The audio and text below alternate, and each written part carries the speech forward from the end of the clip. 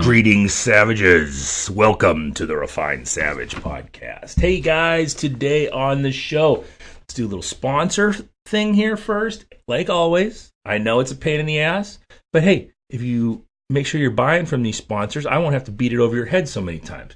Here we go. Cerberus. Cerberus is the best. If you are a Highland Games guy, if you're a powerlifter, if you're a strongman, you're just some guy lifting your garage, Cerberus has everything you need as far as gear, wrist wraps, elbow sleeves, knee sleeves, belts, t-shirts, smelling salts, whatever you need, Cerberus has it, and it's high quality stuff. They also have things like the best sandbags in the game. I don't care what anyone tells you. If you're using a bag for throwing or a bag for lifting, Cerberus has the best kind. I've tried a bunch of them. They're just better than everybody else. Cerberus-strength.us. Use the code REFINESAVAGE10 at checkout. Viking coffee fuels my mornings, and let's face it, it fuels my afternoons and evenings as well. I am drinking coffee constantly. Old Man Strength coffee is the one to buy. That's my favorite, obviously, but they've got all different kinds of flavors. Check them out. VikingCoffeeCode.com. Use the code VikingCoffee10 at checkout for 10% off. Warrior CBD, the good people at Warrior CBD, fantastic human beings. Warrior CBD was created by jiu-jitsu and MMA fighters, and Nancy herself is a jiu-jitsu fighter. Very cool people. If you have anxiety, problems sleeping, aches and pains, I know we all have aches and pains. If you have a weird, whacked-out dog who gets crazed at fireworks, Warrior CBD has a product for you. Give them a holler. If you need to get a hold of them and have questions, get a hold of them on Instagram, and Nancy will answer your questions directly. WarriorCBDofficial.com. Use the code Warrior20 off at checkout. Serious Steel. If you're trying to outfit your gym at home and you're buying from some big, giant Columbus-based company, and guess what? You're spending way too much money. You can get the same stuff at SeriousSteel.com for cheaper, and the customer service is fantastic, and they are supporters of the show. Give them a holler. SeriousSteel.com. Whatever kind of equipment you need, they've got it for everything from t-shirts all the way to exercise equipment. Give them a holler. SeriousSteel.com. Use the code SAVAGE at checkout for 10% off. Stay Classy Meats. Hey, best stuff around. Right out of Bozeman, Montana. These animals are on small batch farms. They're eating fresh Montana grass. They're drinking from Montana streams. They're out there in the cold, in the weather. They're living their lives the way animals are supposed to live. These are not penned in, horribly treated animals. These animals are humanely treated. They're humanely processed, and the meat is fantastic. And for all you goofs out there tagging me in posts for Game Changer, look, hey, when your testosterone levels are low and your girlfriend starts looking for a man who actually can get hard, hey, I was the one who told you should be eating meat. This is just the bottom line. I'm sorry. I know you love your veggies. That's great. Stay Classy Meats can help you out. Every time I eat a Stay Classy meat, I feel like I can go out and choke King Kong. So check them out. Use the code SAVAGE at checkout at StayClassyMeats.com for 10% off. Best stuff around. Iron and Stone Strength. Iron and Stone. Eric up there at Iron and Stone in Buffalo, New York, living in basically the worst place on the planet during the winter. And they are some hard motherfuckers up there. They are running an incredible strongman gym. Check that out. They're running an incredible strongman competition in December called Festivus. Check that out. While you're there, look at their gear. T-shirts, hats, sweatshirts, whatever you need. Very sharp looking stuff. I love it. Very comfortable. I highly recommend it. Use the code REFINESAVAGE at checkout for 20% off the best gear in the game. Justin Rohde, 2012 Olympian. His Jolly Big Throws Clinic is coming up December 21st. Time's running out, people. You got to get it on there. Youngstown State University. He's going to have some of the best coaches in the game coaching the throws that day. He also has for sale the shot put glove. I know you guys out there throwing heavy stones and shot puts. You got to protect those hands. It's key. You bend a finger back, you might do it once too often, and that's the end of your game. Protect that hand, especially if you're throwing overweight or high volume stuff. He also makes wrist straps and closed loop lifting straps, which are some of the coolest and and most stable ones I've ever used. So give him a holler at roadiesport.com. I'm going to spell that for you because his name is very confusing. RODHESPORT.com. Use the code SAVAGESPORT at checkout. Finally today, Speakeasy Leather. Speakeasy, making some of the finest leather goods out there. You need a new wallet. Your old one's looking kind of raggedy. Give Speakeasy Leather a shot. They have knife holders. They have key fobs. Whatever you need, check them out. They got a variety of products. Look for them on Instagram at Speakeasy Leather and give them a holler at speakeasyleather.com. Use the code SAVAGE, all caps, at checkout for 15% off. Today on the show, let's talk about some hammer throwing with one of the best throwers in the country, Sean Donnelly, right out of Chula Vista via Ohio. He is out there training for the next Olympics and living that hammer thrower lifestyle, man. This was a great conversation. We had a lot of fun, and the guy is super, super interesting. He should have his own podcast. I think he's putting one out there pretty soon. Check this guy out, man. I had a lot of fun with this guy, and I'm sure we'll do it again. Sean Donnelly, we'll see you at the end. Sean, what's happening? Welcome to the show. Hey, happy to be here. How is life in Chula Vista? I mean, it is... It's pretty chill. I mean, at this point, I've been gone for 5-6 weeks. It's my off season, so I'm home in Ohio. Yeah. And then, so I go back tomorrow to Chula Vista, and I'm excited to go back and get back in my old routine and settle down and be a responsible athlete again. Focus on throwing. Yeah, get back to the grind. So what were you here for? Like I said, visiting. Yeah, so I grew up in Willoughby, Ohio. Okay. So I guess I'm kind of a Cleveland boy, sort of, born and raised. I understand the factory of sadness that is the Cleveland Browns. Right.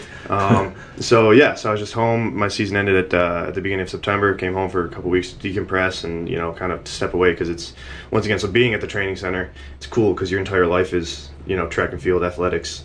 You're surrounded by athletes also doing the same thing, but then at the same time, it's kind of like Groundhog Day. It's very monotonous. Okay. And so I've been there for 2 years now. And yeah, it wears on you. So the first year I loved it. Second year, I still loved it. But then towards the end of this past summer, I was like, man, I'm here every day doing the same thing, and it definitely wears on you. So I watched, I think it was your most recent YouTube video, A Day in the Life, and I could see that, man. I'm watching you do all these drills and all these movements and all these exercises, and I'm thinking, wow, that's awesome that he has the time to do this. And then I'm thinking to myself, God, but does it become a pain in the ass? This is all you're doing is just training to get ready to practice. Yeah. Doing all this stuff. Yeah, I mean, to be fair, most of that is self-imposed. I was wondering that too. Yeah, so it's one of those things. I mean, at least my background, I came from. So I didn't start throwing until my senior year of high school. So I didn't really get recruited. I walked on to Mount Union, Division III, worked my way up, and then transferred to the University of Minnesota, and then eventually found myself at the training center. So I came from that very. I don't know. As a kid, I wasn't very athletic. I mean, I was average at a lot of things. Mm-hmm. I was never the superstar blue chip athlete. So once I got into throwing, I was like, all right, what's the equalizer that I can do to improve myself to get to the same level as everybody else? And yeah, it was all the little things. So it was about my junior year of high school is when I got into powerlifting and strongman.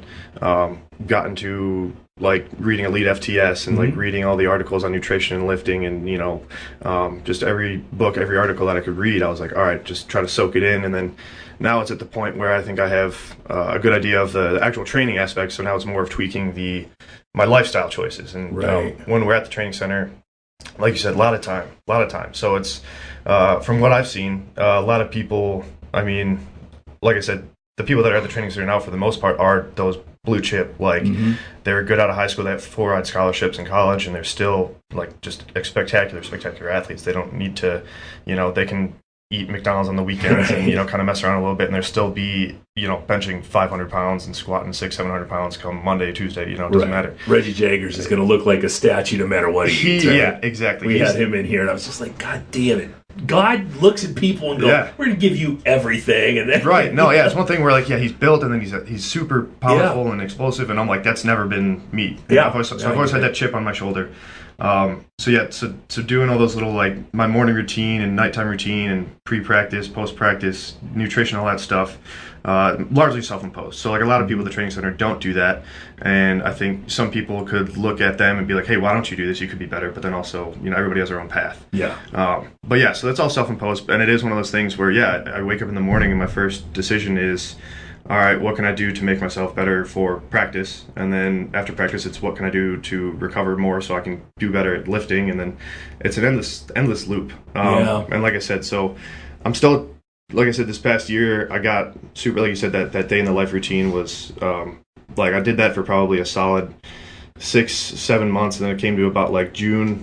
And that's when I started getting tired of, like, I don't know if I can keep this up. So now I'm trying to find that balance, obviously the work-life balance, if you will. Yeah. So that's one thing I got to work on when I get back to Chula Vista. Is like I got to learn how to do the routine, do the things that matter, but then also still find time to relax and go to the beach and have fun and all that stuff. So yeah, I mean, you are living in practically paradise out there compared to what we're used to here. I know. Yeah. Do you get? Are you a little not ADD? Are you a little bit mental about if I don't do this, I'm not gonna throw well? I mean, I have things like that where I have to stretch every night, and I have to. Yeah. And if I eat the wrong thing, I get in my own head, So I just do everything right to try to not have any of those mental things. No, yeah, that I kind of know what you mean. That I would say I had that to a point. I'm learning to get better at kind of forgiving myself.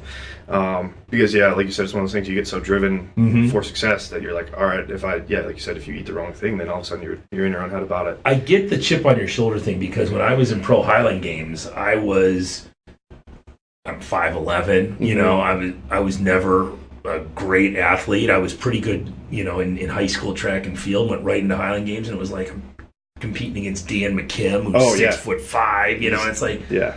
So I had to do everything perfect. And if I didn't do it perfect, I would get in my own head about it. And so I get that. I mean, you're out there with freaking Colin Dunbar, who's a giant. Exactly. Yeah. So being around all those people and seeing that stuff, like I said, I feel like I need to do these things to be at their level. And which is funny because you're basically the top dog right now. Kind of, yeah. I mean, depending how you cut it, you could line it up and be like, right. Sean is number one in the U.S. The guy you might not notice at Target as opposed to some of these guys. That's also one of the things I pride myself on is being, at least a lot of hammer throwers. Not too many people in the elite hammer throwing realm are built like a Reggie Jaggers or like a Ryan Krauser. Right. Yuri Sadiq and Latinov didn't look like a lot. No, they're more. I guess unassuming, if you will. Like, for example, there was what's his name? A Slovenian hammer thrower who was like, I don't know if he was an Olympic champ, but like at least like 2-time Olympic medalist. And he used to train at the training center, and our strength coach used to say he would come in and you'd be like, are you here for a business meeting? Like, right. Very unassuming, but then you'd get in and he'd be, doing snatch high pulls with 140K like it was nothing.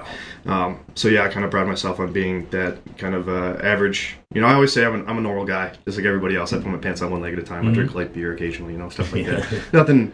Yeah. So I'm not. I like to try to be an example, I guess, an inspiration, I guess, for the kind of average human being out there to show that you can, through your lifestyle decisions and your choices, you can make yourself into what you want to be. It's never going to be as easy as you think, and it's the amount of stuff I've done over the past this will be my 9th year throwing hammer.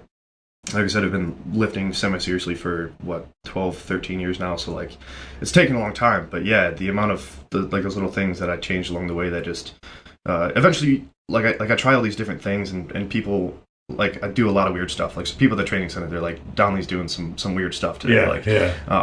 And so it's mostly just cycling things in and out, and experimenting, trying different things. And eventually, but you do find one thing that, like, oh, this gives me like a solid 1% improvement in performance. And then you find 10 things that do that. And then all of a sudden you're 10% better. And then that's the difference between, at my level, that's the difference between going from D3 to D1 to the Olympic Training Center. And now where I'm at, it's like percentage, like micro percentage points. I missed out on the world team this year by 6 centimeters, Wow. Jeez. And when you're throwing 250 feet, 6 centimeters is, I never did the math, but that's, like I said, fractions of a percent. And so I think, like, what could I have done to get that? Maybe I could have had an extra sip of coffee, or maybe I should have had one less sip of coffee before the competition. I don't know. But and the amount of work that goes into a legitimate increase of 6 centimeters. I mean, I don't think people understand it. Once you get to the level where you're at, this isn't a kid coming out of high school, throwing the discus and he just screws up and hits the technique right and it goes another 7 feet. That doesn't happen at your level. You're training for a year to pick up another few centimeters. Yeah, and that's definitely been the weird thing along the way is, like you said, when I started out, I kind of had an idea of what I was doing. I had some good guidance, but yeah, it was one of those things where like I would my from freshman to sophomore year, PR'd by 3 meters. From sophomore to junior year, PR'd by 6 meters. And then even from when I went from Mount Union to Minnesota, I PR'd by almost 8 meters. So kind of like this weird sort of like exponential growth sort of thing. And then, my first year outside of college was I didn't PR. And obviously everybody says the first year out of college as a professional track and field athlete is the hardest. Big adjustment. Yeah, all of a sudden you have no support system. I was getting coached online because like the way things worked out.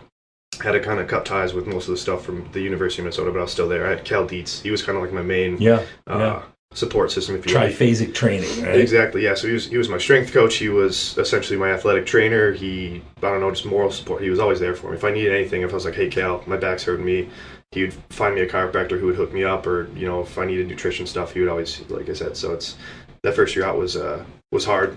So that was like the first year where I didn't improve at all. Then I went to the training center and kind of I found that consistency that first year out. So, but then when I went to the training center, I got a little bit better, PR'd by another 2-3 meters, and then even this past year had, I think that my first 5 meets of the year I set a season best or PR'd in like my first 5 meets, which is still unheard of. Yeah, sure. Absolutely. And once again, a testament to all those little things that you can tweak and play with and figure out what works. And so that whole trying to find progress at this level is so tough, because now even this year it's the Olympic year and I'm like, all right, I got to find a way to do even more somehow to keep progressing at the rate that I was. And like I said, it's a perpetual loop. But it's going to amp up the closer we get. And do you have like is there like a specific hammer coach there that works with you guys? So we have a resident throws coach. He's kind of, I guess, the throws coach for all the events. Okay. Shot, disc, hammer, jav. And his name's John DeGata, and he is, he's once again an incredible support person for me. He's done morning breakfast coming up. So he's done a lot of teaching me kind of like the mental side of what it takes to succeed at the elite level, because that's ultimately what makes the difference, is having we share a lot of books. So like I'll read The Obstacle is the Way by like Ryan Holiday, and it's all about stoicism and just kind of being unfazed by the good and bad things in life, and which is especially when you go like travel in Europe as a professional track and field athlete, it is like everything that will go wrong will go wrong. Mm-hmm. Like that can go wrong will go wrong. Like it's all of a sudden you're not going to get the same amount of warm up you're going to be eating food that you don't even want to like put in your mouth, because you're like, this is not what I'm used to. It's right. It's different. And then you're sleeping on beds and you're jet lagged and your legs are tired and you're doing it over and over again. Every couple of days. Exactly. Yeah. So he's done a lot for me, and I think we work really well together, which has been good, because it is one of those things, taking a leap of faith to move from. So like I said, I've built the experiences up to where now I understand if I go take a leap of faith like that. So wherever I go after the training center, I know it's going to be another leap of faith of, all right, I got to find somebody I trust and just do everything I can to make this the right scenario. So going to the Olympic Training Center, going to Minnesota, moving 12 hours away from everything I know 2 different times, was a huge leap of faith. But yeah, it turned out to be the best thing that I could have done, because now, like young Sean Donnelly at, like I said, freshman year of Mount Union, throwing 56 feet in shot put, which is not good, and then, like I said, 180 feet in hammer, still had that dream of being that, like where I'm at now, like being a professional thrower, right. Trying to make the Olympics, like hopefully being an Olympian come next summer. Has always had that dream. It's always been there, but those leap of faith along the way, those drastic changes have made my dream a reality, to the point where I'm living it now. I wake up every day and I'm like, I'm coming here and doing podcasts with Mark Valenti, and I'm like, hey, this is kind of my life now. Like, because I'm essentially living my dream. I get to say that, like when people say, ironically, oh, like, how are you doing today? I'm living the dream. Like, I kind of am. Fuck yeah. Yeah, like it's weird to think about. And even you, doing the podcast, owning a gym, stuff like that. Like most people, I don't think would dream of stuff like this. They're like, oh, one day I'll open up a gym or this and that. But to have the confidence to take the action and to do that stuff to make your dream a reality is special. And yeah, it's difficult. And you tell people all, I get questions all the time about it. I work this job and I really want to be training athletes and all this stuff. And I get it, because they're working all day, first of all. So they're driving an hour into work, then they're working 8 hours, and they're driving an hour home, and then their wife and kids. You got to spend time with them. When do you have time to do it? And I didn't start doing this till I was 39 years old, and I already had a career in corrections for 19 years. So it was a huge leap of faith, because it's like, okay, well, you got to shut down this career I had and go right into the gym and just work it and see how it goes. But it seems like for you, the leaps of faith you've taken have all been positive steps, and that doesn't always happen. Bounced from lily pad to lily pad, and they've all been successful. Yeah, which is give you a little confidence. Yeah. It's a weird thing to think about, once again, because it is one of those things where in life people do take risks, and they, like I said, try to make their dream a reality, and then all of a sudden it just doesn't work out for whatever reason. Maybe they figure out that wasn't quite what they were as passionate as what they once originally thought they were, or just things just don't work out for whatever reason. They don't have the right funding, or just in a bad scenario, and stuff like that happens. And yes, I've been very fortunate, and I like to think that it's my ego would like to think it's just who I am as a person. Like I think, like, no matter what I do, whether it's throwing or whatever I get into after this, whether it is open up my own gym or do open up a food truck and start cooking sandwiches or something, like doing something where I feel like, just because of who I am as a person, I feel like no matter what I do, I'm going to find a way to be successful, which I think, like, I don't know, I guess the confidence has been built along the way. That success breeds success, right? So once you succeed at one thing, one of my favorite quotes is that I've said this on here a bunch, is a Musashi quote where it says, "Once you find the way, you see the way in all things." Once you figure out how to be successful, you can push that towards every aspect of your life. Right. Just get better. No, it's that. I literally just heard, once again, Ryan Holiday, name dropping because he's one of my favorite authors, but I heard a little podcast blurb on some Twitter or something like that, and he said, once you learn the way of mastery through one thing, whether it is just like you wake up and you make your breakfast as perfect as you can every day, then you learn the art of mastery. And once you understand the art of mastery in one thing, like you said, you can find it in all other things. Right. And I can see the parallels in everything that I do now, where I learned it through throwing, which was the first thing in my life where I was like, I feel like I clicked with it, where I was you like, felt some worth. Yeah, exactly. Like, it was one of those things that it was the first thing I ever did where I was like naturally kind of good at it, which up until my senior in high school was the first thing. Like, I was good in school. I was a good student.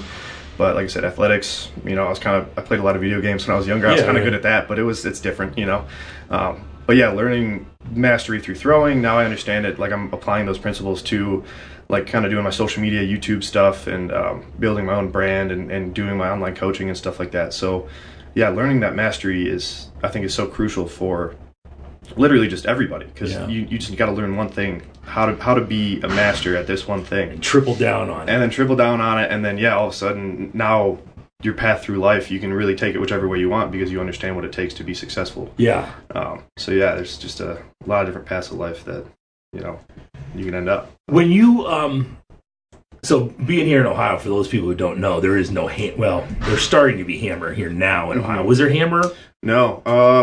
When we threw weight indoors, and then they have like outdoor state championships for the hammer. But unofficially. I think. The weight throw is a sanctioned event at the state championships indoors, and then I think they take your weight distances and invite you to throw a hammer. Yeah, exactly. They're like, hey, you were here, you should come on out, because it is one of those things. I've seen quite a few high school meets at being at the collegiate level, they run high school meets at at Mount Union and stuff, or like Kent State, and they have the weight throwers there, and most of them have no idea what they're doing, because even the coaches have no idea what they're doing. Yeah. But even just getting people involved, I think, is good, and it is one of those things where it is growing. It's growing with popularity, because like when I was a senior in high school, I had no idea the weight throw was a thing. But then, once I got into it in college, and I saw it in high school meets and collegiate meets, and then now I follow the results kind of from the high school scene, and you can see there's definitely growth going on over the throughout Ohio, to the point where now they have an unofficial high school hammer championships. I think it's usually the same weekend instead of being I think they do it on Sunday at Ohio State.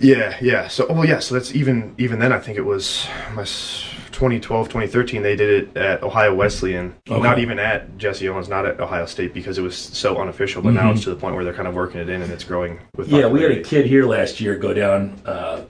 He's in the Air Force Academy now, but he went down for the hammer. My son is. And it goes back to what we talked about you being undersized and me being undersized. He's 14 years old, and he picked up the hammer and the weight last year and is just loving it. Yeah. He looks at Ryan Krauser and goes, my dad's 5'11", my mom's 5'1". I don't know if I'm ever going to beat, but he looks at guys like you and goes, I can work my ass off and have some athletic ability and might be able to do this. So it's a good, the hammer and the weight is such a unique event, and it's, for my money, it's the most beautiful and all-encompassing event, at least in track, if not in athletics in general. You have the grace, and you have the power, and you have the strength, and you have the technique, and it's all in that one, moment. It's amazing to me. Yeah, no, it is. It is one of those things, and I think most of us, who enjoy throwing, whether it's Highland Games or track and field, it's one of those things when you hit that really good throw, that almost perfect throw, where you're like, oh, that felt like it, like you got kind of bit by the bug, where you understand what a good throw is supposed to feel like, and it's almost like a drug in a sense, where like you hit that throw and you're just like, so at peace, so kind of in tune with the world, and I always say, like the hammer and the weight, mostly the hammer, the weight, it's a little bit more grip and rip, but the hammer, when you hit that perfect throw, it totally feels effortless. It feels like it didn't even come from within you. It came from just, I don't know, it just happened. You kind of let it happen. And you start thinking, if I just would have bent my knee a little bit more. Right. No, you were there. It was, that's where, because if you start trying to play with that shit, that's when everything goes to hell. Exactly, yeah. And this year was cool because I finally got to the point. There are times throughout my career where, like I said, in practice you hit that throw and you're like, oh, that was it, and then you spend the next 3 months searching for it again. But I had a pretty good streak through April and May, and just felt really tuned in. And there was it was the Long Beach Invite. I set my PR this year, first PR I should say, 77.20. It was only like a 30 centimeter PR, but to go, like I said, just to get that 30 centimeters is huge at this level. But it was the first throw I think I had in competition since like my junior year at Mount Union, where I was like, that was it. You let it go, and there was a slow clap going, round 6. It was just one of those perfect scenarios, and you just let go, and I was like, gave it like, instead of one good yell, I gave it like 3, because I knew, I was like, that's, that was the most. And even watching the film, that's still probably my favorite technical throw I've ever had. And it was just, it was one of those things. It was smooth. It was like, just so effortless, so beautiful. There was that movie Tin Cup some time back with Kevin Costner, and it was a golf movie. I don't know if you ever saw it, but he said when he's teaching this girl to golf, and she's basically asking him, what's the point of all this? And he says, when you hit that one perfect shot and everything comes together, it's like a tuning fork going off in your loins. It's like ding, and you just feel it as perfect. You know, and that's the way I always felt about throwing like that. Oh yeah, no, it's definitely it's a beautiful event, and I always say, like the hammer's the best thing that nobody knows about. Yeah. And it's even like when people see it, they're like, wow, that's really cool. People are like, you throw the hammer, and I'm like, I gotta pull my phone out and show them a video, and they're like, are you kidding me? Like what? How do you do that? And and then it's one of those things, even just like watching it, you're like, that's impressive. But then once you're in the actual throw itself, or like if you give somebody a hammer and you're like, here, just wind it and release it, and they throw it 20 feet, right? You're like, they're like, oh crap, like this is so much harder. So I think, as hammer throwers, we always complain about, never quite getting the support that we need, because it is such a kind of forgotten about event. And even like we're not in the Diamond League, like the professional track and field circuit. But I think it's one of those things that, like as exposure. That's odd too, right? Because you figure you're in Europe, that should be a big deal over there. Right, yeah. So that's the thing. The whole professional track and field world is I don't know, it's always in flux. It's the people at the very top, like a Christian Coleman, or like anybody who's winning like a gold medal at the World Championships, they're going to be making probably close to, if not 6 figures, they're probably making close to 7 figures, especially if you're a sprinter or a very high level jumper. But then you have somebody like myself who, like, I'll be lucky if I pull in 20 grand this year, right? So it's richest nation in the world. Yeah, exactly. So the professional track and field circuit is definitely not easy, but it is one of those things that, once again, I guess I am living my dream. So I'm grateful for that. But yeah, it is.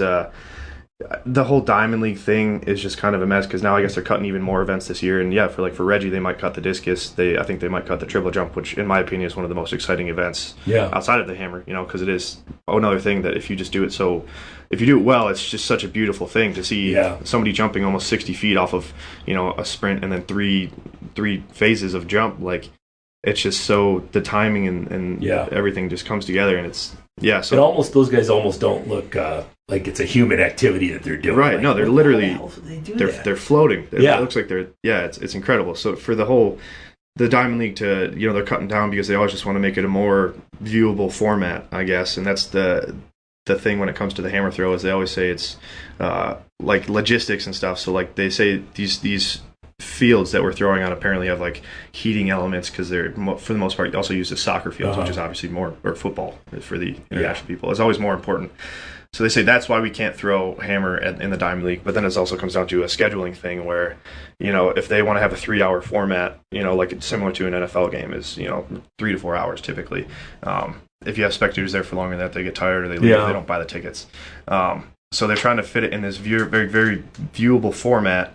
And they say you can't have more than 2 long throws in one meet. So most meets you'll have maybe a discus and a javelin, or a javelin and a shot. Like, you won't have too many throwing events in the same Diamond League. So the hammer for whatever reason just got nixed. I think they started the Diamond League in 2010, 2011, and it's just never been apart. So it's kind of tough in that sense, but I mean, with them cutting more events this year, it's kind of, I guess, misery loves company. Mm-hmm. So now, before it was just the hammer throwers are complaining about not getting paid. Who cares? It's the hammer, But now it's all right, the hammer throwers, the discus throwers, the triple jumpers. I think they're cutting distance events too, like some 5K and 10K stuff. So now there's more events that are getting cut, so there's going to be more, people speaking out and saying, hey, this isn't okay, which is, like I said, ultimately kind of sucks for everybody, but is better for the hammer throwers because then all of a sudden we have a little bit more say. Hopefully, we'll see, unless those events that get cut kind of shun us as well, which I don't know, I couldn't imagine. But at least kind of glom onto them, and you might get a little bit more screen time if the 5K people are on there bitching that they aren't getting a race. And see, that's the thing though, they can still do road races and stuff, and they're still going to get paid in whatever meet they go to. Is there no I know for a while that they were doing some throws only meets. It looked like there were some shot put competitions. I know what was that guy's name? Christian something used to do that Voltklasse am Rhein meet, which was an all throwers meet over there in Switzerland, I think. It was. Well, I think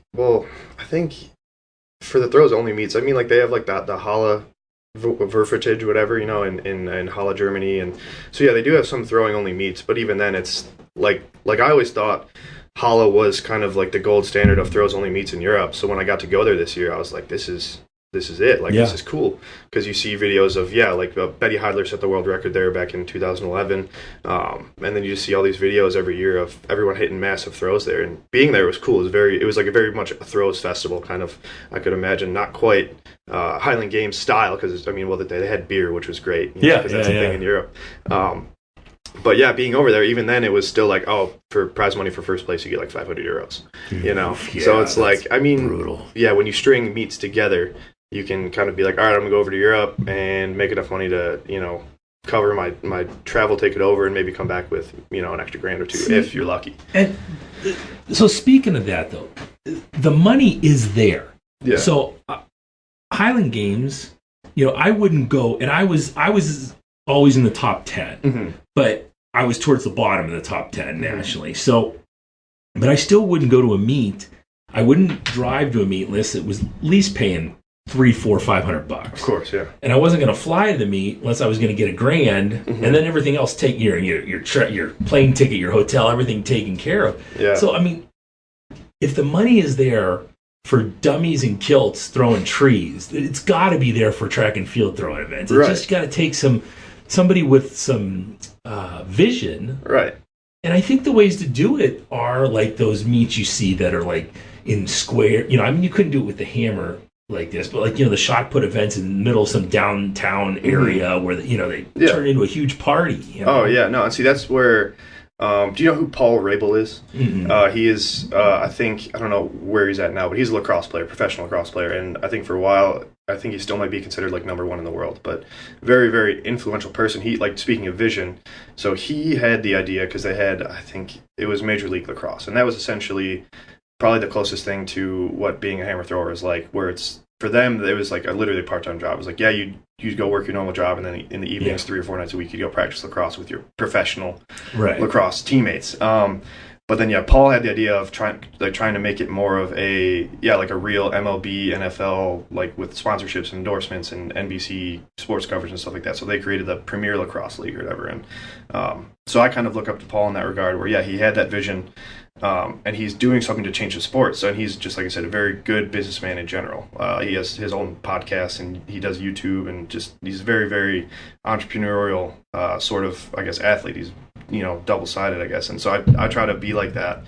And yeah, so I think like one day, I don't know whenever my throwing career might be over, because I couldn't imagine doing it while I'm still training. Sure. But I think maybe one day, I'll get into event planning and stuff like that. And then, yeah, to the point where like, all right, let's put together throws only professional series across the U.S. where it'll be one of those things where, yeah, you have to raise some money and you got to get some sponsors and get people to invest a little bit. But it is one of those things that I think, let's say if you stream it for, I don't know, a couple bucks, because one of those things is everybody wants to watch, but I feel like so many people are trying to monetize these views of, to like watch the USATF like national championships, you have to pay like a $69 or $70 subscription to watch it on NBC Sports Gold, and you can stream it online, which is cool. But like for a lot of people, it's like, all right, I want to watch, but it's one meet a year. They're not that into it, so you just got to make it more consumable.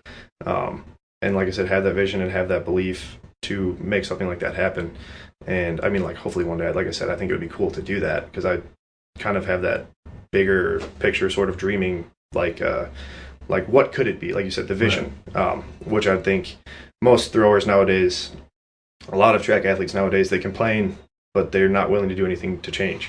So when it comes to, like I said, doing my social media stuff or doing YouTube stuff, like that stuff helps grow the sport, however minute my influence may be. Like it still adds up though. So imagine if we had, I don't know, 100 people at the US level making YouTube videos and posting their training online, it would get much more publicity, which would be good for the sport as a whole, because then all of a sudden, all right, you're going to have a random throws meet in Tucson, Arizona, then all of a sudden, let's say you got people driving down from Phoenix and coming over from like California or wherever. So yeah, I mean, I think one day, to have that sort of vision to change the sport on a fundamental level like that, to create some sort of professional circuit on the US would be great. I think they tried it.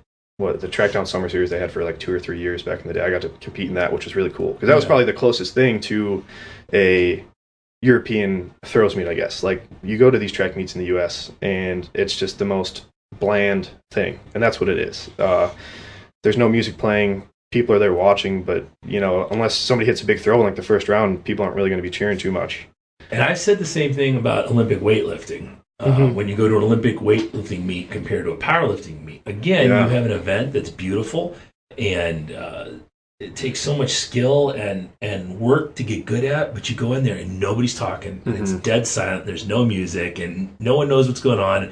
You go to a powerlifting meet, and it's just loud, and people are screaming, and there's music blaring, and when you look at Highland Games, it's the same way. So you go there, and it's in the middle of this giant festival, and there's beer tents, and women dance. Women, they're kids. Women, girls dancing, doing the sword dances and shit. And then you've got the bagpipers and everything. So it's a festival, it's a party, and I think instead of it just being a throws meet, you have to figure out a way to make it into a party. And the money is there. We had Women's World Championships here for Highland Games. That's right, I think. It was like 3 years ago. Yeah. We raised $10,000 just from local sponsors. Right. So the money is there. You could have a series, but it takes a little bit of legwork. And if you're gonna have a series, you're gonna need to have, this meet director really bust his ass, and then this one in Tucson bust his ass. And you got to get the right people there. But you guys, I mean, there's opportunities for sure. Right. Well, yeah, it's like you said, you got to turn it into a party, and I think that's why Europe, it is as popular as it is, because you go. I mean, you can really go anywhere in Europe for any sort of event, and you're gonna, you can sit down and have a couple of beers and hang out with your friends, and there's music playing, and it's always there's some energy in the event, and that's I think what we're missing here. But the whole Highland Games sort of model, same thing. You got it's a whole. It's not just the Highland Games. It's kind of a whole festival. Right. Like you're celebrating entire culture. And that's the thing, because if you see Highland Games, like they have a lot of amateur Highland Games that aren't part of festivals, and nobody shows up to watch those. But the ones that are actually, not that people can't tell the difference between amateur and professional Highland Games athletes. It doesn't make anything better if you say, "Oh, the pros are throwing it in." They don't give a shit. But the pros get to be part of the festivals. Yes. So the festivals are what bring everyone in, and then people are like, "Oh, this is awesome," and they sit around and watch it all day. That sort of you make it fun, and then seeing people our size, even though we may be smaller, right? But seeing anybody who's like our size, and then you're throwing heavy implements around, and like once again you get go give a 56-pound weight to the average human being, and they're like, holy, I can barely pick this up. And then you're throwing it, however, 40, 50, and 60 I think it's important that you guys become entertainers too. I remember when like Adam Nelson and those guys were throwing, and I don't know how much of that shit that Adam was doing was actually something he needed to throw far, or if it was just to get the crowd into it and get people fired up about it, because he was really good at promoting the shot. Right, yeah. Whereas everyone before him were kind of dead personality-wise. They were just very, stoic and calm, and there wasn't much fire going on. Right. I think part of that is because I agree. I think Adam very electrifying when it came like competitor, just going nuts, ripping his shirt off, yelling and stuff, going nuts after throws. Seeing that stuff is really good. And like the World Championships this just past month when Joe Kovacs dropped that giant 6th-round bomb, he comes out, he's screaming, going nuts, going absolutely insane. Like, it's rare because it's one of those things where like obviously you can put that persona on, but if you, like I said, if you're throwing 20 meters instead of almost 23, then it feels a little bit insincere. So it's one of those things. It's hard to be at the top of your game every week to the point where you can be that entertaining.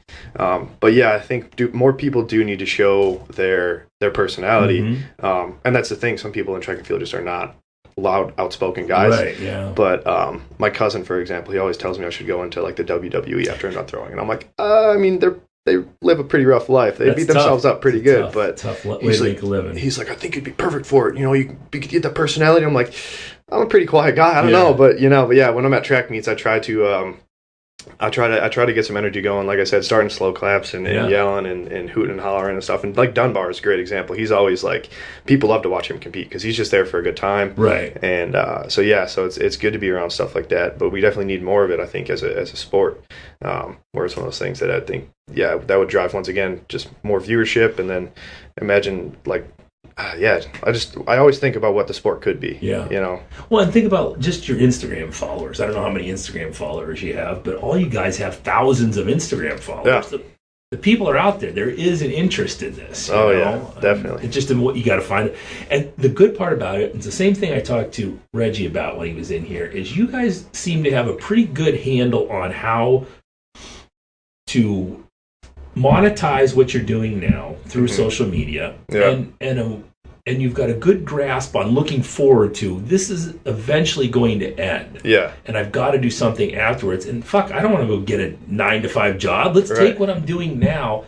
You look at some of these old track guys, and a lot of them have died out now, but they never could figure out a way.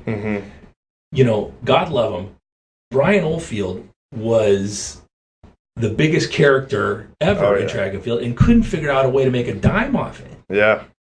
So it's great that you guys are looking ahead and saying, eventually this is going to end, and I can take what I'm doing now as a 20-something-year-old and find a way to make money at it when I'm a 50-year-old. Well, that's definitely one of the things. Is this?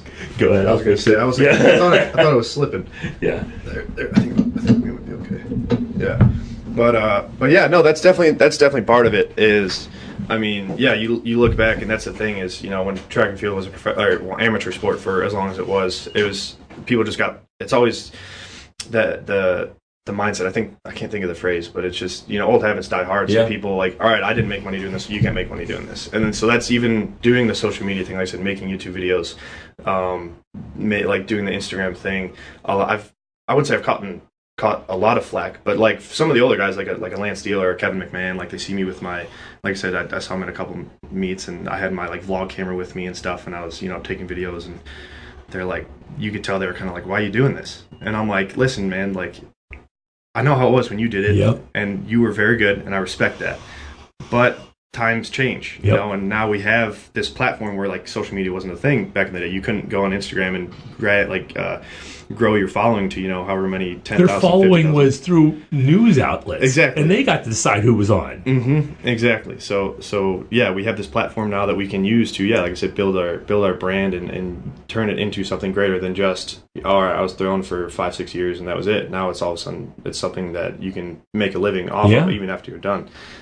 So yeah, it's been different doing all this stuff, but like I said, I think it is kind of the way to make professional track and field a little bit more professional. In a weird way, because it does kind of take away the mystique of, all right, I don't know what a Ryan Krauser is doing. Or like 10 years ago, you wouldn't know what what Adam Nelson what his training was like. Because, and that was with all sports. There was no social media to see. Exactly, yeah. But now it's one of those things where, you all of a sudden you just post a throwing video once a week, or you post a lift, and then it's just those little things add up, and then people get to see what you're doing. And I think it's a feedback loop where, so I'm a little bit more open with who I am. Like I always try to be as authentic as possible on social media, because it's one of those things where it's easy to be fake. It's easy to say, here's my best throw. This is what every throw looks like. And if you don't throw like this, I'm sorry, you suck. Like that's definitely not the reality. I think everybody knows that, but especially we do have this platform, and we can use it to positively influence the sport at that kind of grassroots level, to the point where like, all right, I'm going to post a series. Like this is my training today. Like literally 18 of 20 throws I dumped. Like it was absolutely terrible. And I'm like, just very open and kind of like embracing the fact like, hey, this is what most of the time, like not most of the time, but a lot of the time it's like this. So to share that with kids nowadays, I think hopefully we'll have more impact down the road. And that's kind of why I do this, because, like I said, I always think of what the sport could be. And I think like, once again, my ego would like to think that all this stuff I'm doing right now is going to pay off greatly some way in the future, whether it could be, I post a how-to hammer technique video, and all of a sudden some 12-year-old kid sees it, and then all of a sudden he could be the next Olympic gold medalist for the United States 30 years down the road. My son's all over him, and that's a good point you made, because one of the things I had to get into his head when this whole thing started was, he would go out and he would throw 20 throws, and 10 of them were shit, and 5 of them were pretty good, and then 5, and he couldn't figure that out, and it's like, this is throwing. That was a pretty good day you had, you know? Yeah. So it's great to see guys like yourself doing that, because it is going to make a big influence on kids.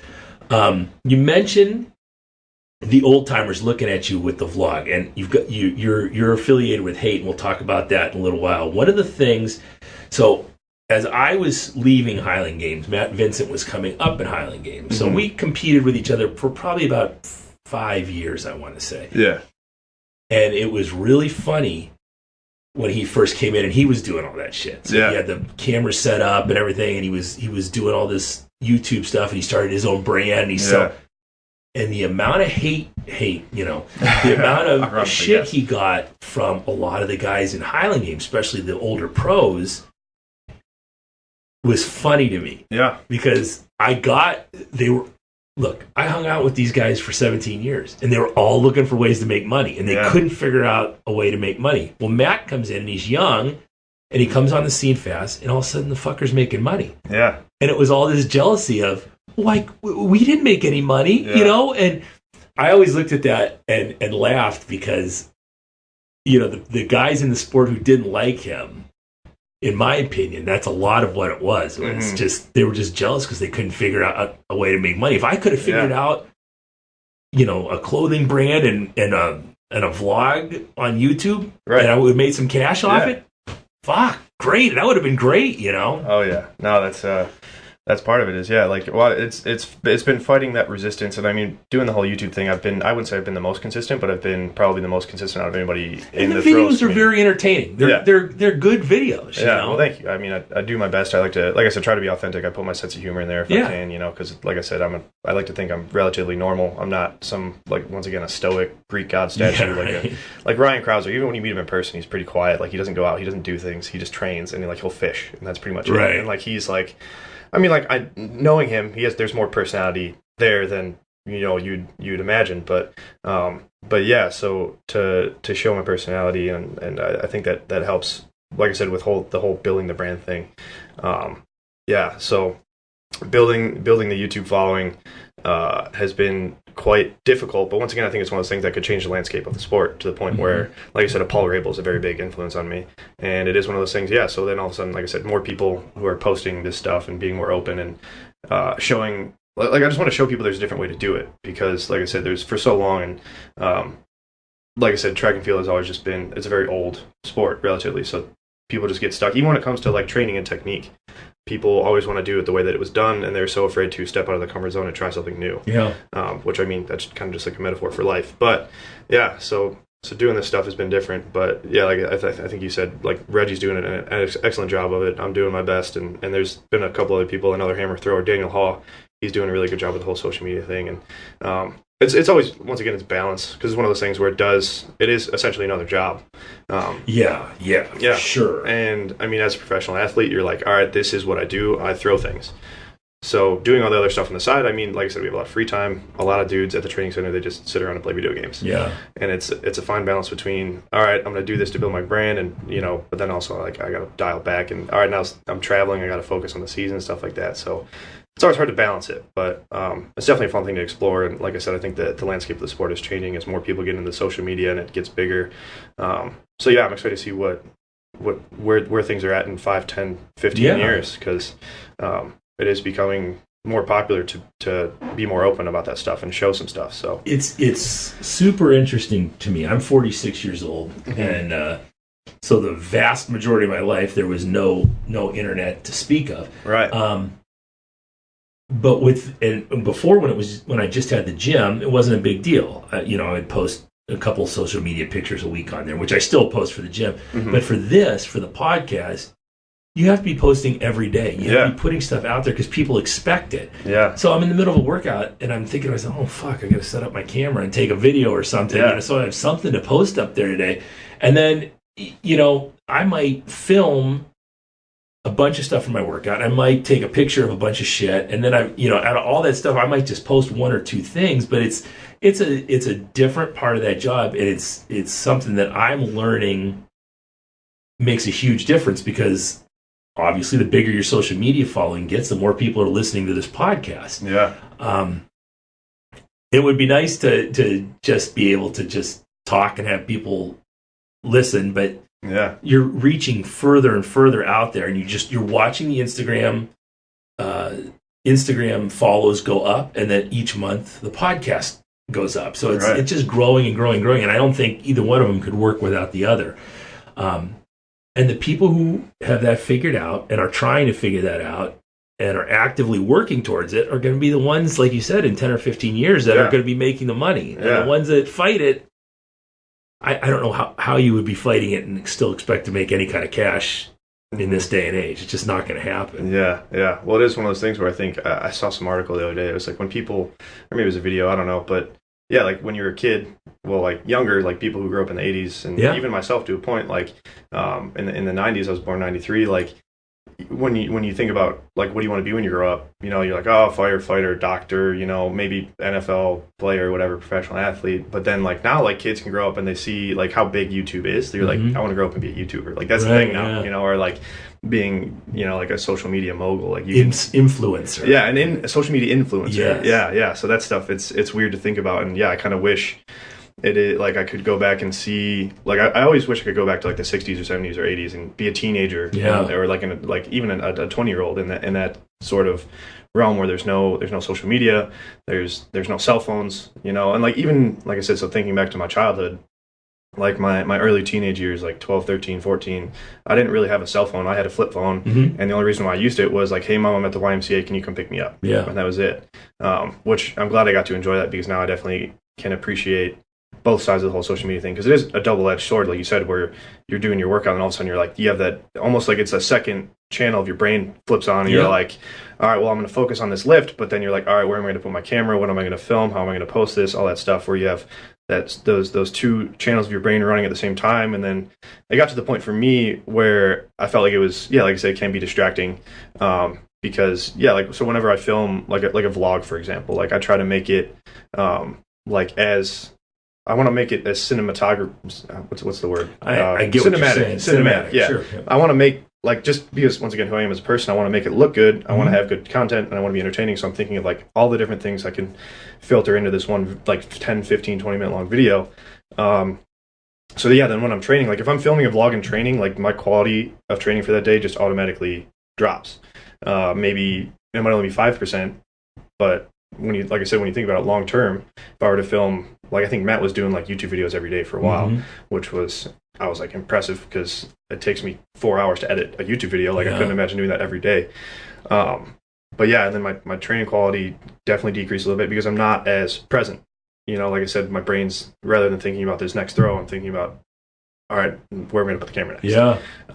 So that's been one thing I've kind of changed over the past 2 years. And being at the training center, like I said, Tagata has been a good influence on me, because he is like, hey, put the damn camera down and focus on training. And I'm like, oh, okay, you're right. So that's why I haven't been doing as much of the YouTube stuff video. I'm trying to get into it now, but at the most bare minimum level, because it is one of those things. Putting out some content is better than no content. Yes. And like you said, people expect it. So I have people messaging me like, hey, when's the next video coming out? Yeah. I'm like, hey, understand this is like a part-time thing. Like I'm a thrower first, So I've been doing a lot more of just trying to be, like I said, be present in just everyday life. So even, the whole social media thing, but like I'll turn notifications off on all my social media apps and stuff like that, because I think the older I get, the more I realize that, the social media stuff can be a career, it can be a future outside, like after throwing, but then also there's still real life to be lived. Yeah, I put the phone away as soon as my wife and kid are home at night. So right, I'm available all day long. So from I wake up at 4:30 a.m. and wife and kid get home maybe like 6:30. I put the phone away. So you had all day to get a hold of me. But it used to be that I was, from morning to night, I was available. I could answer questions, and I was here to help you. But that was one of the things I did, was make sure I put it away. The other thing I did was, I'm in here interacting with people all day long, and they come to have a conversation with you. You might be in the middle of something on your phone. Yeah. You gotta fucking put it down and talk to this person, because they're only going to get 2 minutes with you in that day, and people remember that stuff. And I would, if I went up to somebody to talk to them and they were just dicking on their phone the whole time, I'd remember that. And oh yeah, you have to make way for real world conversations. And it's a nice thing about, we talked about before we went on the air, about having these in-person conversations. This doesn't get to happen. No. You don't sit in a room and talk to somebody for an hour and a half. Right. And we've been sitting here, neither one of us even looked at our phones, and we can sit here and talk and have our conversation. And what's nice is the people out there are just hanging out and listening to two guys bullshit about stuff. I mean, it's a lost thing in our society that we just don't have anymore. It's I think that's why, we'll think about, like, I don't know what the statistics are on it, but I think probably since the invention of social media, since Facebook, since Instagram, all that stuff, there's been probably much more incidents of depression and anxiety and stuff like that, because I think it is one of those things where, social media is a highlight reel, So like I said, I'm going to post my best throw, I'm going to post my best lift, stuff like that, so it's easy for people to get caught up in that. And then it's just so, like, they literally design these apps and stuff like that to literally, like, hijack our brains, like the whole, like, casino thing, like the way there's lights on at all times. You can't tell what time of day it is. They pump chemicals in through the vents to just, kind of work up your reward systems a little bit more. And it's essentially the same thing with these social media apps, where they design them so, you see the likes, you get that kind of dopamine hit from all that stuff. And like I said, I think we can probably both understand at doing the social media thing, like there is some reward to it. Like, hey, I posted this and people like it. You know, it's essentially validation in a way. So yeah, it's easy to get caught up in that stuff, and I think that's why there is more depression, anxiety, whatever, across the board, especially like as a 26-year-old, like looking down to people younger than me. Like, it's, I don't know if it's one of those things where it's like that sort of deprecating, like self-deprecating sense of humor, like, oh, I'm depressed, I'm anxious, this and that. But then also I think there's truth behind every, every little joke you make like that. So like, I don't know, like that's why I think for a lot of people, like, yeah, put the phone down, have a real conversation, you know, when you're, like I said, when you're hanging out with your friends, when you're even at work at a certain, like to a certain extent, like, or like you said, when people come up to you at the gym, you got to put your phone down and connect with them, like in real life, because that's ultimately what it's all about. Like, that's all we've ever had for the entirety of, you know, history. You think about it, and it's just been the past 20 years where all of a sudden you have this little phone in your pocket that can connect you to literally everything and everyone. Yeah, so it's easy to get lost in that stuff. And we were out to dinner the other night, and my wife, who never compliments me on anything, said something like, "Oh, I'm so glad I married you." And I said, I was like, what the fuck does that mean? You know, is this a guy getting set up to get whacked or something? Yeah. And she kind of points with her head over to the right, and there's, you know, these people sitting next to us at the next table. And it's like this couple, they're both eating, and they're both looking at their cell phones the whole time, you know? So there's absolutely no conversation going on between these two, you know? Yeah.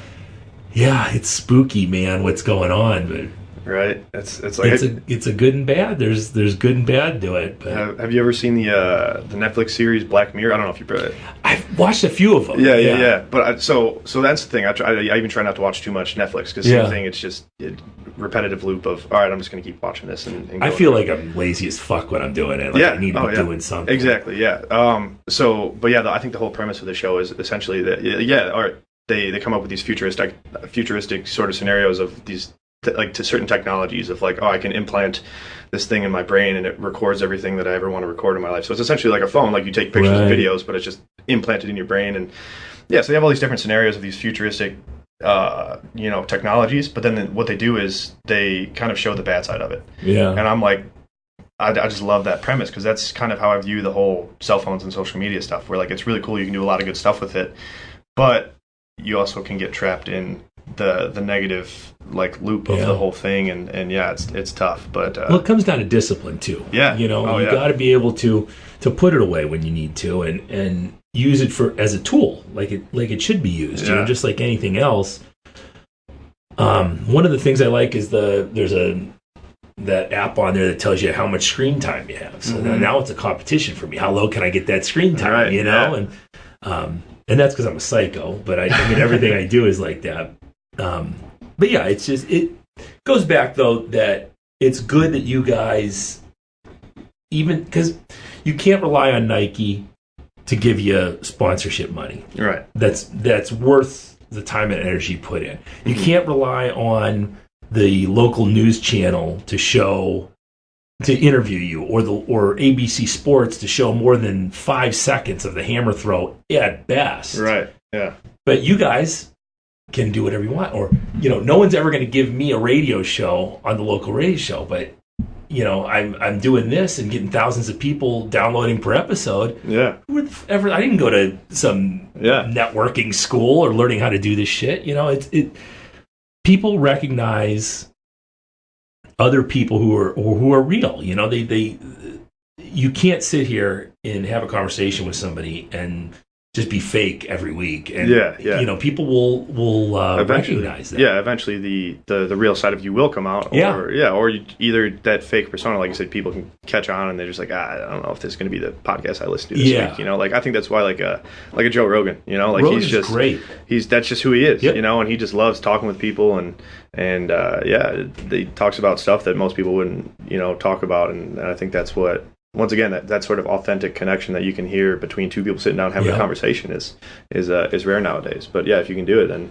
what podcast are you listening to? On the way here, I just listened to was it Peter Attia and Kyle Kingsbury. I'm a big fan of like the kind of Onic group of guys. Yeah, they're doing it, man. They've got their fingers in everything as far. Well, human optimization. So They have their fingers in everything. Yeah, so same thing. Big fan of so the Aubrey Marcus podcast. It's obviously he's a little bit more into the spiritual side of things, but I definitely resonate with that a little bit because it has been one of those things. Like for I think my first year at the training center, I would warm up listening to a podcast of some sort. So throwing for the day, I'd slap on the Aubrey Marcus podcast or I think it used to be the Human Optimization Hour with Kyle Kingsbury, but now it's just the Kyle Kingsbury podcast, or like a Joe Rogan, or like Ben Greenfield or stuff like that, where it's just something to get the brain going, but then also Greenfield's too weird for it's me. one of those things. So that's where I get a lot of my weird ideas from. Like I said, I got to a point now where I'm like, all right, I'm running out of the normal things to do. Right. So I got to maybe try some of the weirder things. I couldn't, after he started talking about injecting shit into his penis on last time he was on Rogan, I was like, all right, I'm out. Yeah. Like I said, so that's definitely like, I tell people I listen to him and they're like, what? And I'm like, but you know, he's a great guy. I just can't. He's out there, but he's got some different things, and every night, like I'll find something occasionally where I'm like, all right, I'll try this and see how it goes. Like I think he was talking about the was it the menthol or was it methyl blue or something like that? It's like and I read up on it, and apparently it's they use it to clean fish tanks or something like that. It's like some chemical that they use to clean fish tanks, but apparently you can ingest it and it improves like mitochondrial function and stuff like this, so it gives you more energy. And I'm like, this sounds too good to be true. But then so then I have Ben Greenfield talking about it, and then I have Kyle Kingsbury talking about it, and then I like all these people who, like I said, I follow pretty closely and I respect. And I'm like, well, if they do it and they say it works, then maybe I'll give it a shot. But for you, that might actually be good because you're in a situation where your meals are taken care of, your supplementation is on point, you're getting you're training every day. Yeah. So everything else is perfect, not perfect, but everything else is pretty close, perfect as we can get it. Yeah. So then these little, like you said, these little 1%ers may add up for you. Exactly. As opposed to somebody who sits on their fucking couch all day and then, I'm going to take this fish tank cleaning thing, and it's going to work for me. Methylene blue. So for anybody out there, in case you're wondering, not methyl blue, methylene blue. I remembered it now. Maybe I should have look it up, and then I would have remembered it more. But So like you said, it's one of those things where I'm at the point now where I have everything kind of dialed in. Yeah. So like when people like especially like younger kids, they ask me like, oh, what supplement do I need? And I'm sure you can. Parents ask me that. Which supplement should I give my kid? Yeah. How about they sleep 8 to 10 hours a night and actually eat enough calories to fuel their body? It's one of those things where you do that and you're going to be like 80% of the way you're going to be okay. And like I said, I think I got into that stuff at the right time because, it was my junior year. I wrestled, like I said, JV, first year ever wrestling, had like a 500 win percentage, very average. But then I got into, that was the first time where I learned how to like work hard. Because wrestling, it's grueling. Every day you're like, oh man, I got to go do this. So that was where I learned how to really work hard. And then the off season, like I said, wrestled the 171-pound weight class, and then going into my senior year of high school, I weighed 240 because off season got into like that strength and conditioning stuff, and then got into, like I said, I interned at a powerlifting gym, and that was kind of where I got into the elite FTS stuff, and what they told me was, they were like, sleep, obviously 8 to 10 hours a night, get your sleep. I was like, all right, I can do that, and then they're like, I wanted to bulk up. They told me to get into strongman, and you see like a Brian Shaw, and you're like, I got to be 400 pounds, 6'8", and just deadlifted literally a house. But what they told me was like, all right, eat a pound of meat a day, eat a pound of pasta a day, and drink a gallon of milk a day. And I'm like, definitely not the best advice, right? But I was like, you can put some weight on. I'm getting calories, I'm sleeping, and I went from like I said, 171 up to 240. I gained like 70 pounds in almost 6 months. And my mom, God bless her soul, was willing to buy me a gallon of milk a day. And I'm like, looking back on it, I'm like, I don't know why you put up with this, because that those grocery bills add up really fast. But I did the same thing. My father used to just go through the roof. I used to drink a gallon of milk a day when I was in high school, trying to bulk up. Because I wrestled my freshman year at 150. Yeah. And then I found track and field my sophomore year, and I'm like, I got to get thick. So I'm drinking all this milk and squatting But so your season you're kind of in a hiatus right now, but you're getting ready to ramp up now, right? Yeah. So I've been, I took 2 weeks off after season, which I think is pretty typical for a lot of people. Like 2 weeks totally off, didn't even think about track and field. And then so like for me, my off season, I'm always, at least what I used to do would, you'd have the summers off, so I would just take the summers. I'd work a summer job, work in a factory, whatever, just kind of doing whatever, and then just get swole. That was always my thing. Like, I always wanted to be better looking physically than I was. So, I'd take the summer and get swole, cut down a little bit, do like, I've always been a fan of like a ketogenic diet. I think it was it kefir back in the day with the carb night and stuff like that. I was big into that. So I always take the off season and try to get swole for a little bit. But as I continue on through the professional track and field ranks, there's less and less of that because it's always, all right, more training, more throwing, stuff like that. So I took 2 weeks and just got swole. It was nice. It was I find that stress relieving, because I think that's why, like people in the fitness industry, they enjoy. It's a mental release, for most people. It's lifting for fun. Exactly. Purpose. Yeah, exactly. So it was fun to go do that. Definitely helped. Freshen me up mentally a little bit. And then, so this will be my third week of, I guess, serious training, sort of. I still consider this, like, so my first program back, I technically call program 0. Like, I don't even count. I don't really count it as a real program because it's more of preparing my body to get ready to do some real training. Block 0. Exactly, yeah. So this will be my third week of that, and it's just been throwing 3 or 4 times a week. Once again, very easy, not really like, all right, I'm just going to go throw, feel it. I'm not going to try to get too... Stay in touch with the ball. Exactly, yeah. I'm not going to get too hard on myself. And then lifting. This year I'm working with Chad Wesley Smith at Juggernaut. So, yeah, this first block has just been, like, kind of killing me in a good way. I mean, like, it's different, So I've been writing my own training almost, like, except for that first year at Minnesota, I've been essentially writing my own training for my entire career just because, the Division III background, like I said, I had that background in strength and conditioning and nutrition and stuff, so I was always writing my own stuff. Yeah. So this has been the first year where I've had somebody else, like, just my entire, everything outside of the throwing ring, I'm like, here, just jumping, sprinting. You can shut that side of your brain Exactly, and that's kind of what I think the more I, the farther I get into my career, I'm like, all right, I want to do less of the thinking of, all right, what am I going to do tomorrow or what am I going to do next week or next month, and just do it. So that way I can devote all of my attention at, once again, being present and making that drill or that lift as best as I possibly can. So yeah, I have Chad writing my strength and conditioning stuff right now, and it's been kicking my ass. Yeah. But it's been good because I already feel that my goal with my coach for this offseason was for that first program back was to be in the best shape I've ever been going into this first program. Yeah. Which, I mean, I'm pretty sure I'm already there. I'm throwing I think I should hit like 80 meters with the 6K probably next week, depending on how that, like I said, the next week and a half go, which would be an incredible mark for me. And then to go from there and then get back into real training should be good because, yeah, it's the Olympic year. It's here, And you got, you guys out at Chula Vista. You got Kidway down in Florida training again. It's going to be exciting. No, that's one of the things is we have so many, like, obviously the men's U.S. shot put has always been like world class. Like there's always 4 or 5 dudes in the top 10 in the world. To me right now, too. Yeah, and now for the first time I think in maybe 20 years, like back when like Lance and Judd and when they were actually throwing hammer really far back in the 90s, like we finally have a group of guys that are coming up that could be that good. Mm-hmm. So so this is the first year we've had one guy throw over the standard, I think, since like Kidway in 2011.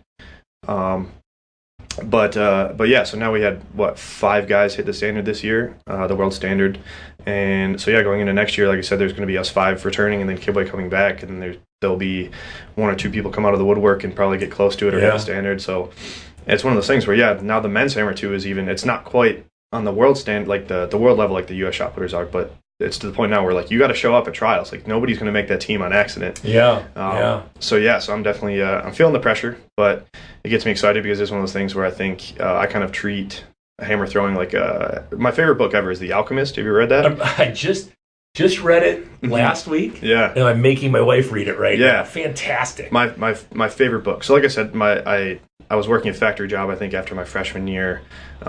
I would wake up at 5 in the morning, get to the factory at 6, and I'd sit there and I'd work a laser marking machine with, once again, a factory full of people who were 20, 30 years older than me.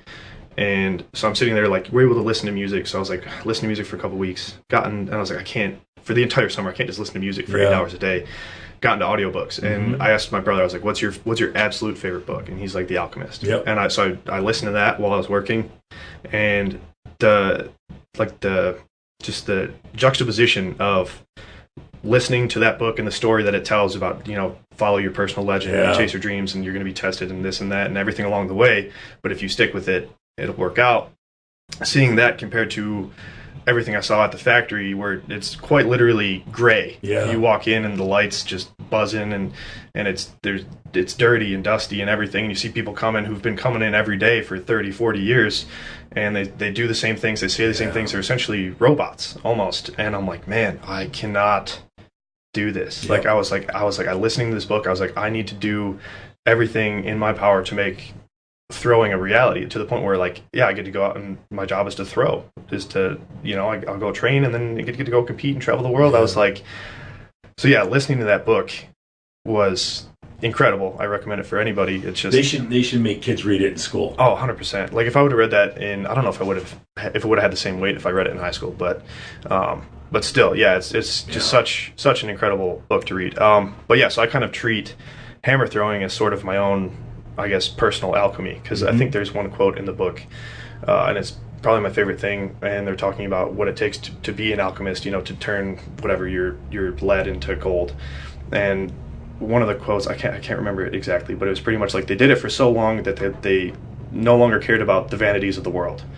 And I was like, that's probably the best idea of what the hammer throwing is for me. I want to keep doing it until I get to the point where I don't care about the results, I don't care about the money, I don't care about the sponsorships. I just do it because I love it, and it makes me a better human being ultimately. Yeah. And that's kind of, like I said, the state of U.S. hammer throwing right now is to the point where it's like I said, this year was heartbreaking to miss out on the worlds by 6 centimeters. That was what I trained all year for. I had a record year. I think I probably had one of the best years a hammer thrower's had in the U.S. since Lance.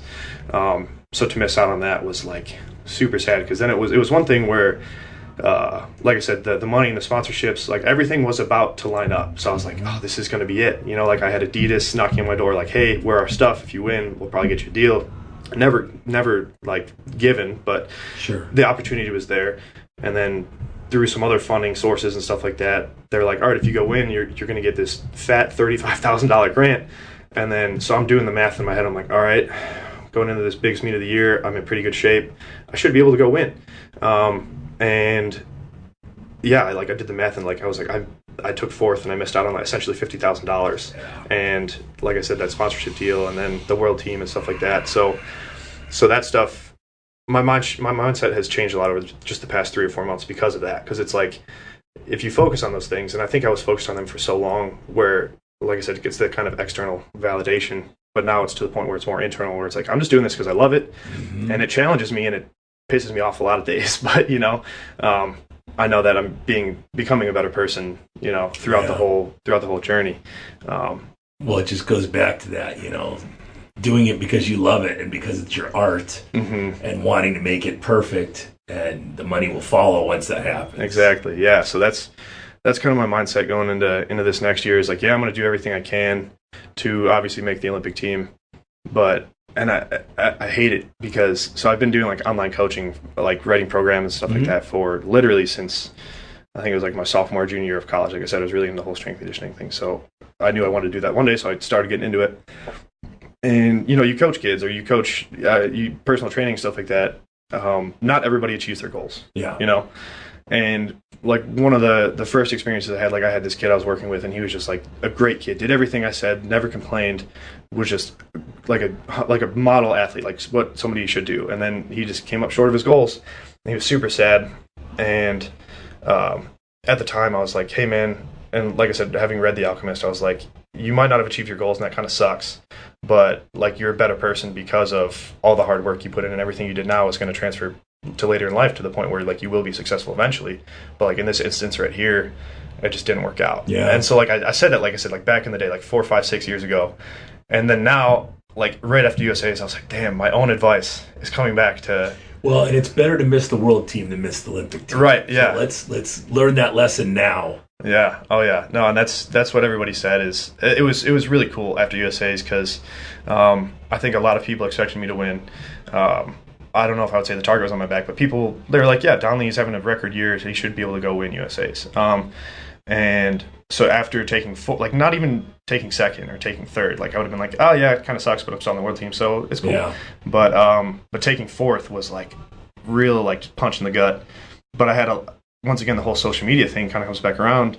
I had so many people reach out to me and be like, hey, like I know this is really tough, but like you're still doing a lot of good for the sport. You're an inspiration to all of us. Like keep it up. We're all rooting for you, no matter how tough of a break this was. And then like even seeing other athletes around like USA's like that weekend, they were like, literally it was everybody who had been in my scenario at one point. Like there was a javelin thrower. She won USA's this year, but like back in I think it was 2015 or something like that. Like she missed the world team by centimeters. And then I think she came back the next year, and then she was an Olympian. And she's like, this is going to be the best thing that ever happened to you. And like hearing it from people like that too was like, all right, this really means something. Mm-hmm. Rather than obviously it's easy for my mom to be like, hey, you're going to come back and be better next year. I'm like, right. Thank you, Mom. I appreciate you. I love you. Thank you for the support. But yeah, hearing it from somebody who's been there and experienced it, like, is just, it holds that much more weight. So yeah, I think it is one of those things where I don't know. I'm kind of a big believer of like kind of everything happens for a reason, whether or not you know it at the point or like when it does happen. So yeah, like missing the world team sucks, but yeah, it could be one of those things where I made the world team, and then all of a sudden I would have been training an extra month. Maybe I could have got a serious injury or something like that, and then I couldn't. Or you would have let the gas off. Yeah, or just it would have been one of those things where I could not have made the Olympic team. So I'm doing everything in my power now to make like that terrible experience essentially in the moment worth it in the long term. Where all right, I'm like I already thought I had stepped my game up to the best level that I possibly could have, and I think that's why it was so tough, because I was like, my coach afterwards, he was wrecked, and I was like, I mean we both were, but he was definitely more wrecked than I was. And I asked him, I was like Dagata, could you really picture my preparation being any better than it was? And he's like, I mean, I was like, think about it. Like, there's nothing I would change. Like, I didn't think like I went too heavy in the weight room. I don't think I was throwing the wrong hammers at the wrong time. Like take a cruise and and spend a week away from it. Exactly. Yeah. So like looking back on it, I was like, I literally felt like I did everything that I could to be as prepared as I was for this meet, and it was just a bad day to have a good day, because it's not like I threw bad. I threw well. I think it was probably my sixth best throw of my life. Like I was over 76 meters. And yeah, it was just a bad day to have a good day is what my sports psychologist said. So yeah. So it's tough. Well, right? We got an Olympic year now, and all that's put behind you. So yeah, it's gonna be fun watching you progress this year, and I'm looking forward to it. Yeah, thank you, man. Me too. I'm hopefully ready for even bigger things than I was this past year. So absolutely, man. I want to thank you for coming out. This has been awesome. Yeah. I'm going to really look forward to seeing you progress, and I'm psyched because it's got to be in the cards for you. Yeah, thank you. I hope so. All right, brother. Well, good luck, and we'll talk again soon. I'm sure next time you're home, we'll hook up and do this again. Hell yeah. All right, brother. This has been the Refined Savage. See ya.